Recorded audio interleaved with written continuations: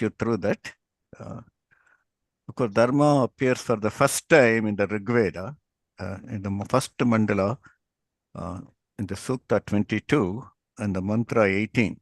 Trini pada vichakrame Vishnur Gopa ada abhya ato dharmani dharayan. So it's basically says Vishnu, the invincible guardian, created the three regions, earth, mid region, and the heavens. He sustains and preserves dharma. I was really surprised. This is translated by Griffith. He gave such a beautiful translation of word dharma, the sanctity of all vital functions that keep life pulsating. It's a beautiful definition of dharma. Anyway, but there are many well-meaning people who have misunderstood the meaning of dharma, and usually they go by religion. That is why our India could not take, Republic of India could not take dharmo rakshati rakshitaha, it could not take. We ended up choosing satyameva jayate. Satyam vada dharmam chara or dharmo rakshati rakshitaha would have been much better because they're more meaningful. I can go and kill someone and accept that I killed them. So that is not satyameva jayate, right? So it's not very good. So dharma means what is beneficial, what is good in the larger sense, nothing to do with any religion. Also, it is used as a substitute for religion as well. It's like introducing metro lines in Bangalore is for greater good. Any convenience infrastructure is good. But all the inconvenience created in the process may sound like adharma, but it is for a better cause. Yattadagre vishamiva, like that. Protesting in the name of inconvenience is adharma. But vandalizing it, cluttering it, abusing it, by littering and dismantling it are all maha adharmas. Not understanding dharma or not following it is adharma. Applying it incorrectly is vidharma. Anyway, so now let's go to quickly run through the dharma verses in the Gita. It is slightly different meaning depending on the context. In the very first verse, here dharma kshetre kurukshetre. In this verse, dharma is basically sacred land. And then when you go to Arjuna crying here, Kulakshaye pranashyanti kuladharma sanatana dharme naste kulam krishnam adharma vivavatyuta. Here basically dharma means values. Because values are lost and family values are lost, honored family values are lost. When family values are lost, chaos reigns in the family.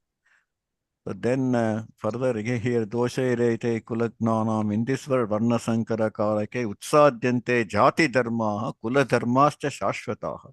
Here it just means age-old practices or values of family and community. Then here in chapter 2, verse 7, he is karpanya dosho pahatasvada bhavaha prichamitvan dharma sammuda chetaha. Here, dharma sammuda cheta is what is right or what is wrong, he doesn't know. So here dharma takes a totally, he is ignorant of what is right and what is wrong. And then of course here Krishna is saying, Sadharma picha veksha navikampita marsashi dharmadya yuddha shreyonyate kshatriyaschana vidyate. Here it comes as duty. One is dharma, and here refers to righteousness, basically. Dharma, so basically here duty and righteousness. And here again, atachetam yun dharmyam sangramanna karishyati tatas swadharmam kirtincha hitva papam avapsasi. Here, it's whatever battle sanctioned by dharma, so it is sacred law here, dharma. And second, ignoring tatas swadharmam kirtincha hitva papam avapsasi. Here it's ignoring your own duty and reputation. So here is duty, sacred law. Ili neha abhikramana. Here dharma just means right direction. Swalpam apyasya dharmasya trayate mahato bhaya. Dharma here just means right direction. And here Shreyan Swadharmo Vigunaha Paradharma, of course, in this sloka. It is dharma is actually working in tune with one's own inherent nature. So here it is violating it, going against our true nature. So see how the dharma takes different meanings depending on the context. And here, yada yada hi dharmasya, basically here basically whatever is sustaining is disturbed. Um, so here Dharma protects one who protects it by definition. That is very appropriate in this context. And then we have Paritranayam Sadhun Dharma Samstapanartha. Here Dharma means restore moral values of a society, the values, sustaining values of a society. Then here, let us see.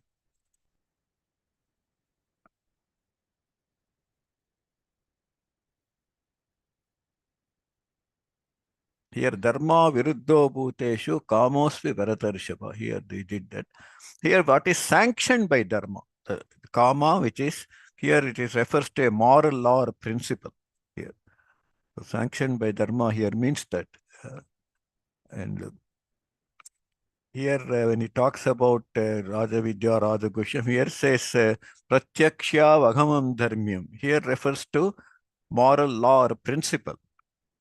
Because it follows the rules of dharma here. That's what it means in this context. And here, Ashraddhadana Purusha Dharmasyasya Parantapa. Here it just means rejecting. Basically, here dharma means it's a doctrine. Rejecting the doctrine is a dharma here. Then here, this is Kshine Punye Martyalokam Shevan Trayi Dharma Manu Prapannaha. Here, Trayi Dharma basically refers to an ordained in the scriptures, in the three Rig, Sama, and Yajurveda. So here the meaning of Dharma is that what is ordained in those rules ordained in the scriptures. And Kshipram Bhavati Dharmatma. In this Shashvat Shantin Nigachati, Kaunteya Pratijanihi Name Bhakta Pranashyati. It's a very good verse in Gita. Here it becomes righteous. Dharma means being righteous. And Tamam Vyaya Krishna is called Dharma Gopta. He is the guardian of eternal law. Here Dharma becomes eternal law. Then in this verse, Etu Dharmya Amrutam Idam. Here is wisdom. Here it becomes immortal wisdom and right conduct. Amrutam Idam Dharmam becomes here wisdom or the right conduct. And here Sadharmya Magataha. Here getting a supreme state, reaching the supreme state. And here Amritasya Vyavasyasya Shashvatasya cha Dharmasya. Here the natural law that governs the universal welfare. Here Yaya Dharmam Adharmancha. Here right and wrong. That is what it means in this context. In 1831, it comes like that. And then Adharmam Dharmamitya. Here thinking right to the wrong. So again, he is right and wrong, meaning. And Yaya to Dharma Kamartan. Here pursuits of Dharma. Here Dharma means good deeds. Hangs on to the good deeds.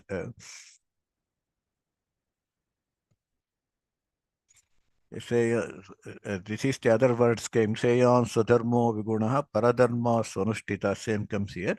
Here the essence of one's personality, including his attitude, talent, and nurturing environment. This is what dharma here means. Swadharma. Paradharma is opposed to that, basically, what is not your inherent nature. Then Sarva Dharman Parityajya, of course, your dharma takes refuge in me alone. Giving up all forms of dharma, take it alone. Here, dharma means law, virtue, support, religion, duty, path, etc. So basically appreciating the supreme being, surrendering to the supreme, that is considered as the highest dharma. So here, dharma is in a very, very broad sense. You don't cling to your religion, or you can let go all of them.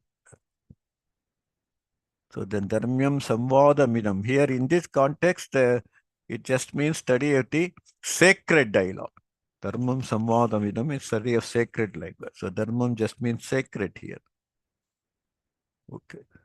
That's what I wanted to quickly show how the meaning of dharma changes, and religion itself is called Sanatana Dharma. So you can see how the meaning changes with the context. and all of them are very, it's a very powerful word, basically. It cannot be just like Shraddha, Dharma also cannot be really translated. So I will stop here and I will share this also. So I will have it on the WhatsApp group. So I think I will stop here. Any? I think Sindhu has a question. Yeah. Yeah, please go ahead, Sindhu. Yeah. Unmute. I think somebody has to unmute her. Okay. Namaskar, everybody. I have a question. First of all, I did not introduce myself because I was off and on since yesterday. Can I ask the question first and then introduce myself, or? Yeah, fine. Yeah. Okay. So I did not have any exposure to Gita since my childhood. Back in India, I'm from North. I know certain people have a lot of exposure since their childhood. I did not have any. And it was through my yoga school here. I live in California, in San Jose. So I started taking yoga classes in 2017, where I got my exposure to Gita. Although my dad gave me Gita, he gifted me Gita during my marriage, my wedding. So that was a gift from my dad. I never opened it up. It was on the shelf. So one day I did open up. I did not understand much, but more emphasis was given in. I got interested in learning bit of Gita during those my yoga days, and so more so was through Hariji's class, and now through your class. So I'm still in like those very first baby steps. I do not know much of the Sanskrit. So this is my background. I am a yoga instructor and therapist. Okay. So now can I ask a question, please? Yeah, sure. Okay. So the question is, does Shreyas and prayers, are they dharma and adharma on a personal level, or are they the one? It's just the different names that they are given. I think I didn't get your question very well. Shreyas and prayers. Shreya and Preya, yeah. Yes. So if you can explain those, or do they have any relation with the dharma and adharma? I think they just mean something for good, right? Shreya is something good, and Preya is. No, so in Kathopanishad, basically, when Nachiketa goes to Yama, Yeah. in the instruction, Yama talks about Shreyas and Prayas, where Shreyas is something which is beneficial, which is good, which is appropriate. Prayas is something which is pleasant. So it is also important in our larger scheme of things. But when prayas is something like a chocolate ice cream, Shreyas is like having healthy food. So if you don't have that chocolate ice cream or candy or something, life itself is very boring and meaningless. Sometimes we feel, but it's not beneficial.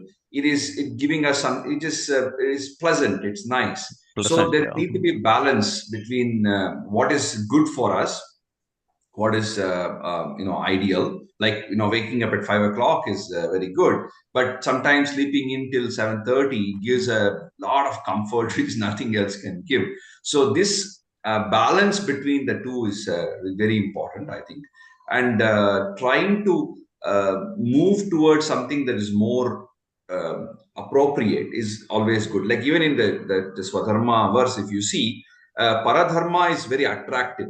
Otherwise, you won't be doing it. Like when you look at some other profession, like an actor or like a pop singer, it's far more glamorous than being an engineer or a doctor or some painter or electrician or whatever, right? So there are some professions which naturally are more glamorous, and we are attracted to that. But the question is whether it is our inner calling to be aligned to that profession. So it is not Shreyas. Shreyas is something which is good for, beneficial for individuals. So that is roughly the distinction from what I understand it. Yeah, that's right. That's right. Making Shreyas itself as prayers is smart. Yeah. If you can start to like something which is beneficial for you, then it's very good, right? Like somebody was talking about reducing weight and choosing the right food. I've always been in that journey trying to reduce my weight. So then it's very difficult to make the healthy foods your staple food diet, because what is tasty is generally not very healthy. So how do you become more aware such that the healthy food also you begin to enjoy? Then slowly your process will become easier. Whereas if you are eating this like a bitter medicine, oh, I have to lose weight, so I have to have some varatand, that's banana, something, bade dindu, something I have to have, or I have to have something which is less carb and only veggies and no roti and things like that. You feel as if you are punishing yourself every day for some larger good. But if you start to enjoy the process itself and you can make something very tasty without using bad ingredients, then that process become more enjoyable. So I think that's the Shreyas and Prayas. Yeah, very good. So Yeah. they're not kind of, I mean, they touch the Dharma and Adharma, but they are not actually Dharma and Adharma, right? They just touch just a little part of Dharma. Yeah, so if you look at the Dharma is such a big word. When we look at it in specifically like Swadharma and Paradharma, there we know. So similarly, when we take Shreyas and Prayas, it is not having an ice cream is not adharma in the sense of dharma when you define it as moral law. But when you define dharma as something which is sustainable, then you know that it is not going to be sustainable if you are going to eat some chocolates every day, or you're going to have Coca-Cola or a burger or whatever every day. So it's not sustainable. So then you start thinking of what is sustainable. How can you be healthy and live long? Which is the whole idea of, I mean, anybody who's in the nutrition field, they want to see how we can be healthy and live long. So there's no point if you can be healthy and you're going to die of a massive heart attack at 42.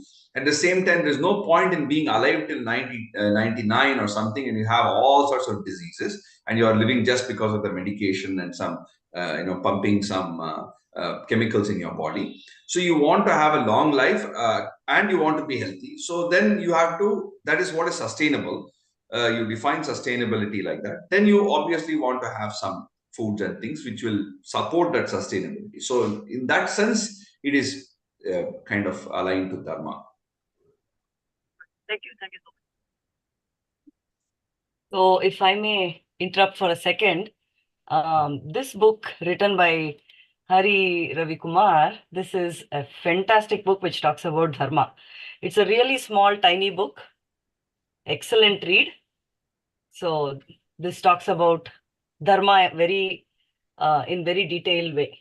So this is a co-written, I co-wrote this with Dr. Ganesh, and it's basically an overview of Sanatana Dharma in It's very, very enjoyable reading. It also talks about two kinds of moksha. I added a third moksha to that, which is not found in that book. One is Jivan Mukti or Jivan Mukti. Another is Videha Mukti. I also added Videsha Mukti. A lot of us came here thinking that, but we got whatever we were missing there, we got it here. Whatever we were having there, we are missing here. Some people go back to India also. There's also Videsha Mukti. Like Purandardas says, illiralare allige hogalare, like that.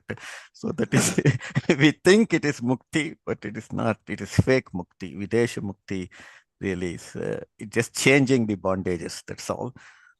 But Jivan Mukti is something we can very enjoy. That's what the Sanatana Dharma book says. It is something you can experience.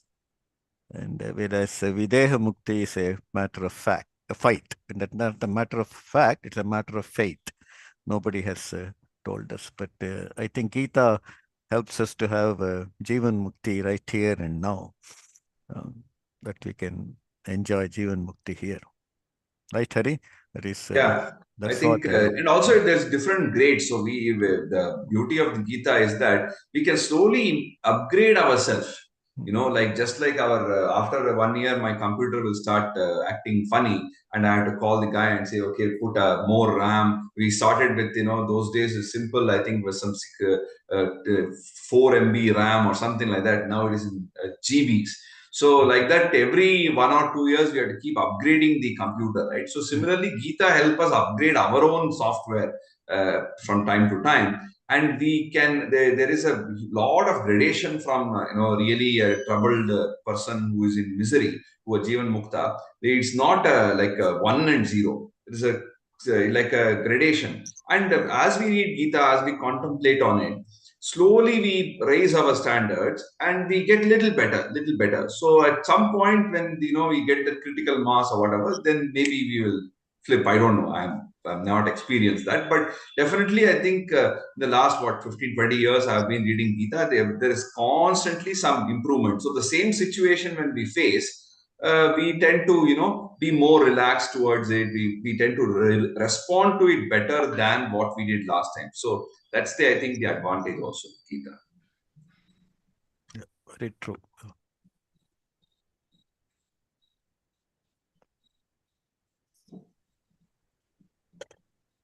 Atul ji has his hand raised, and Savita. Yeah. Yeah. I know we are running out of time, but still I'll ask Hariji and Kotiji one question. Hariji, you have just nailed it. What I was about to ask, technology and AI and all of them. Where do you see our Sanatan Dharma or adoption or practice of these things will be happening in coming years? Like AI is there, technology is there, and how we can help it to continue the way we have been. Okay, so I unfortunately I have to run for some other meeting. So I will definitely take this up tomorrow. I'll start with this tomorrow. It's a very relevant question because it's a question that often I ask myself. What will be the future of our tradition, and how what can I do about it? It's a question that haunts me as well. So I'll start with that, and a few of the things Shilpa ji and Koti ji have mentioned to me to talk about tomorrow. So we'll bring it up comfortably tomorrow. I have some time. So I'll see you all tomorrow. I have to run for another meeting. Yeah, Thank you. thanks, Sari, for staying a little Thank bit you so much. longer. I know you had to leave exactly Yeah, at thank 8 you. there. I'll see you See you. tomorrow. Yeah, Thank you. see you Thank you, Hari. tomorrow. We'll Yeah, see you tomorrow. you have to eat one less idli now, so you rested. See you tomorrow. Savita ji. Yeah. I think Savita. Yeah. One request, Koti sir, you may aware of Ramana Maharshigalu, I think. So please do a session on Ramana Maharshigalu. It's very useful for us. Yeah, I don't know a whole lot. I know he was strong Advaita. I think Hari probably will be very good in that. Ramana was a very strong advocate of Ribhu Gita. Ribhu Gita is a completely Advaita Gita. Whereas Bhagavad Gita doesn't talk about it. It has all of them. Advaita, Advaita, Visishta, Advaita, whatever you think. But Ramana Maharshi was a very strong Advaitin, like Astavakra Gita or Ribhu Gita. So that is basically, that's why he was telling how should we treat somebody else, other. There is no other, he said, right? Somebody asked him, how do we treat others? He said, there is no other. So it's very high level of, yeah. You'll have to basically study Ribhu Gita or Astavakra Gita. There is no much information about him in all the YouTube and all, but you people may be knowing much about him. He has a couple of books on it. Ramana Maharshi quotes are there. They're beautiful books are there. Actually, Hari made me to buy one book. Nanu Yaru, something I read. Yeah, English also there are many books. His quotes, quotations like that. What all his sayings. It's just like Ramakrishna Paramahamsa is saying. Only thing is Ramakrishna Paramahamsa had some dynamic disciples like Vivekananda and like that. I don't think Ramana Maharshi had anybody like that. As Utsava Murtis he did not have. So we have only Moolavar. Whereas Ramakrishna Paramahamsa had lot of champions, many of his missionaries, whereas Ramana Maharshi did not have those things. So we'll check with Thank you. I Hari. We want to can maybe thank Hari ji for this book. Yeah, it's very excellent book about Dharma, essential of Dharma. Yeah, Sanatana Dharma. Yeah. I'm very happy to read this book every day. It's very, very nice book. Yeah. So very thankful for Hari ji. Yeah. Hari and Shatavadani, Dr. Shatavadani Ganesh, they together did that. Yeah, I enjoyed that book. He had gifted me, and he had transported. Instead of sending Holy Gay, he sent this. So it was very enjoyable. Yeah. So we are at 7:45 right now, and if we have any more questions, can we shelve them for tomorrow? Tomorrow, I think we will have more time in leisure. That's good. I think we can close today. Sarve bhavantu sukhinah, sarve santu niramayaha, sarve bhadrani pashyantu, ma kaschid dukkha bhag bhavet, yato dharmas tata krishna, eta krishna tato jayaha.